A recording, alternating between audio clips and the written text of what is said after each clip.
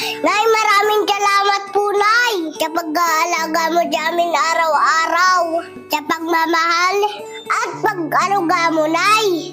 Nag-iitsa ka sa puso ko, Nay. Masaya po ako, ikaw nanay ko.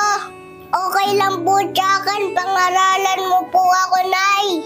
Pagalitan mo po ako, tsawayin mo po ako. Ipaalam mo po sa akin kung anong tama at mali.